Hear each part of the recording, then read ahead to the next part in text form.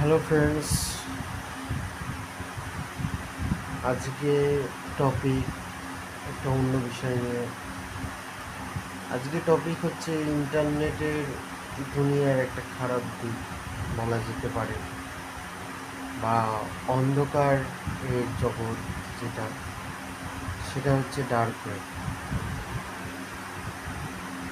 Dark web কথাটা শুনেই একটা ভয়ঙ্কর ফিলিংস আসতে পারে।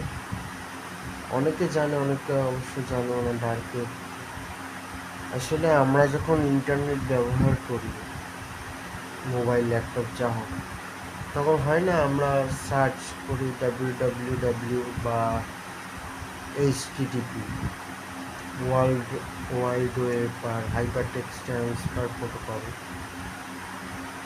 এছাড়াও বিভিন্ন বিষয় আছে। তো কোনো কিছু টাইপ করার পর লাস্ট গিয়ে আসে .com, .in, এছাড়া আরও অনেক আছে। কিন্তু ডার্ক ওয়েবে একটা অ্যাপ যেটা টর ব্রাউজারের মধ্যে ডার্ক ওয়েবে অ্যাক্সেস করা যায়, সেটা হলো .অনিয়ন। এই অনিয়নটা কিন্তু পেঁয়াজ না, এটা ইন্টারনেটের অনিয়ন।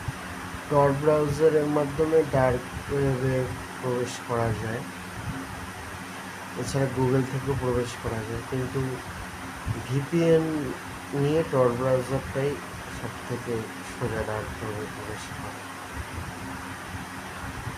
এখন কথাটা হচ্ছে ডার্ক ওয়েব জিনিসটা কি। তিনটে ওয়েব এর নাম আমি এখন বলছি। ডার্ক ওয়েব সবার নিচে, সারফেস ওয়েব, ডিপ ওয়েব, এবং লাস্ট যেটা সবার নিচে থাকে সেটা হচ্ছে ডার্ক ওয়েব। তো এই ডার্ক ওয়েবটা একটা অন্ধকার জগৎ, যেখানে কেউ প্রবেশ করতে চায় না, ইন্টারনেটের দুনিয়ায়। ডার্ক ওয়েবে কী কী হয়? Hacking, child pornography, carding.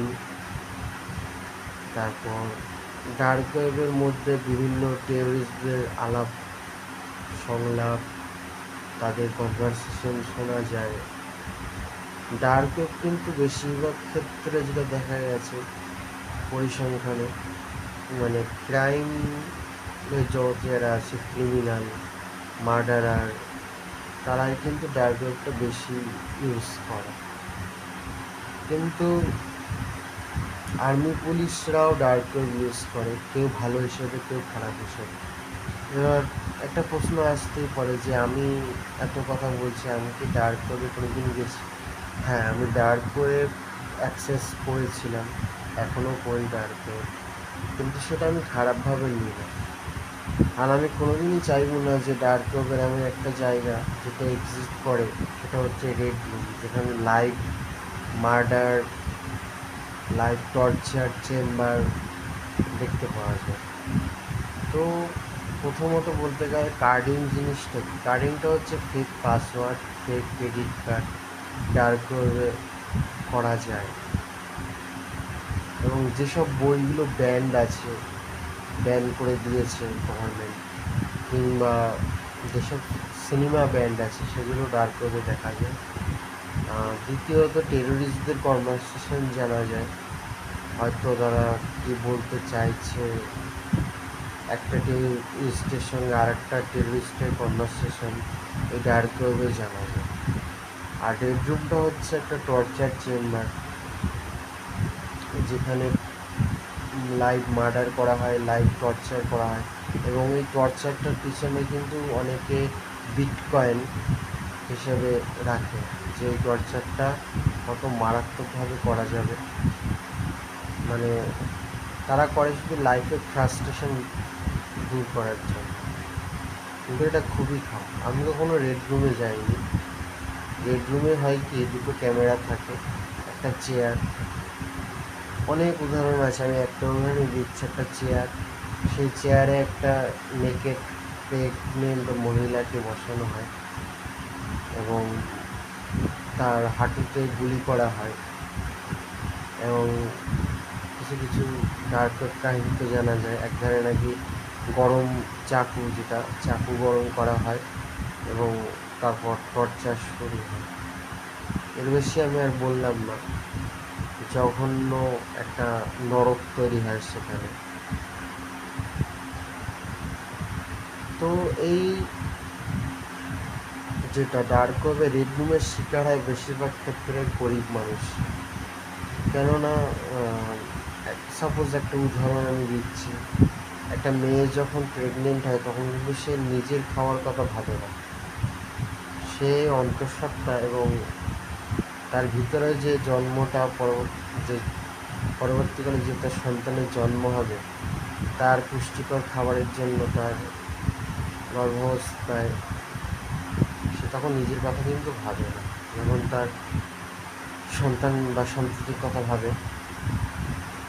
তো যদি দরিদ্র শ্রেণী হয় তাহলে তাদেরকে ভুলিয়ে ভালিয়ে নিয়ে যাওয়া হয় এবং এই ডার্ক ওয়েবে তারা হয় ডার্ক ওয়েবে রেড রুম ভিকটিম, তারা শিকার হয়ে যায় এবং তাদের অন্তিম পরিণতি হয় ডেথ।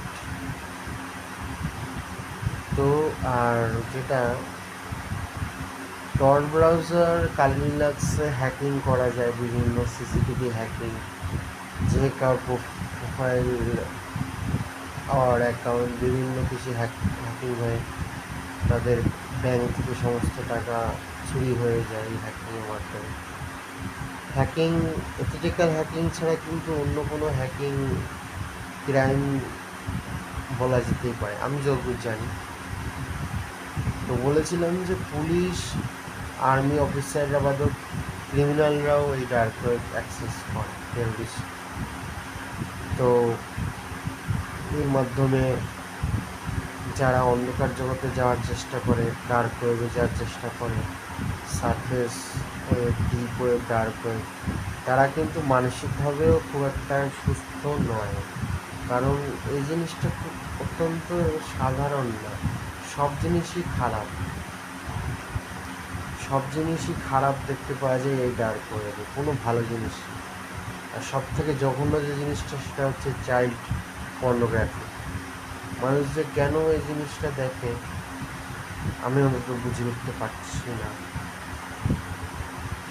আর যেটা বলার সেটা হচ্ছে ডার্ক ওয়েব অ্যাক্সেস না করাই ভালো। ভিপিএন নিয়েও আর without VPN dark web access না করাই ভালো।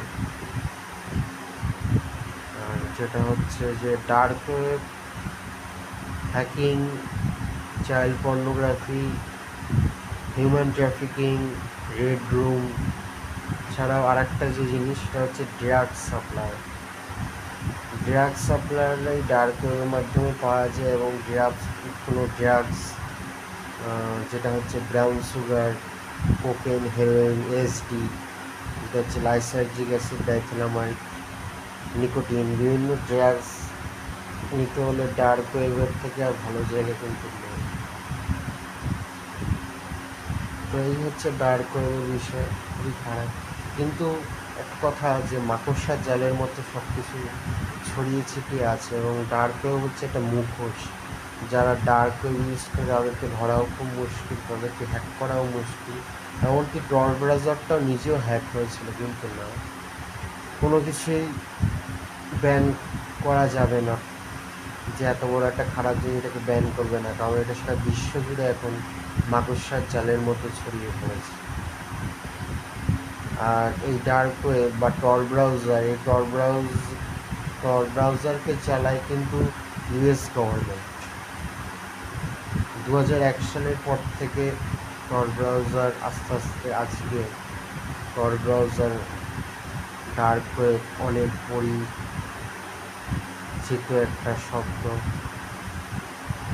অনেকেই হয়তো ডার্ক ওয়েবে গিয়ে থাকেন এবং ডার্ক ওয়েব অ্যাক্সেস করে আমি যেগুলো বললাম, রেড রুম হোক, কার্ডিং হোক, ড্রাগ সাপ্লাই হোক, চাইল্ড পর্নোগ্রাফি হোক, এগুলোর মজা নিয়ে থাকে, কিন্তু এটা একদমই ভালো না। আমরা আজকালকার দিনে ফেসবুক করি, ইনস্টাগ্রাম, টুইটার, মেসেঞ্জার, হোয়াটসঅ্যাপ করি, কিন্তু ডার্ক ওয়েব কিন্তু এগুলো মানে ডার্ক ওয়েবের বেলায় এগুলো কিন্তু কিছুই না। ডার্ক ওয়েব খুবই একটা ভয়ঙ্কর জায়গা। কিউরিওসিটি মানুষকে বিপদে ফেলতে পারে। তার বড় উদাহরণই ডার্ক ওয়েব। তো আমি মনে প্রাণে চাইবো ডার্ক ওয়েব যেন কেউ ব্যবহার না করে, tor ব্রাউজার যেন কেউ ব্যবহার না করে।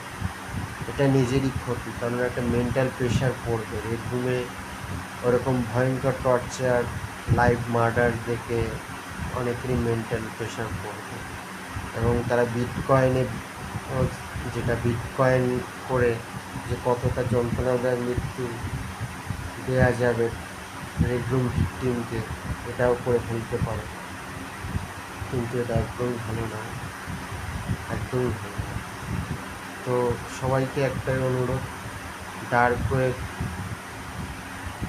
কিন্তু মানুষকে শিক্ষা বা অশিক্ষা কিছুই দিচ্ছে না। শত হাত দূরে থাকা দরকার এই ডার্ক ওয়েব থেকে।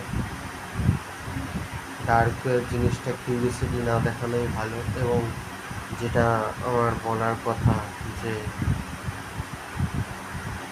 Stay healthy, save life, save our mind, peace, সব কিছু। যা শেষ ভালো তো সব ভালো। All wells that ends well. আমাদের ভালো জীবনে এমন কোনো ঘটনা না ঘটুক যেটা আমাদের জীবনে দাগ কেটে যাবে। তো এই ছিল আজকে আমার ডার্ক ওয়েব নিয়ে কথা। জঘন্য একটা বিষয় ডার্ক ওয়েব, একটা ভয়ঙ্কর বিষয়। এতে মানুষের মৃত্যু অবধি হতে পারে। তো বাই।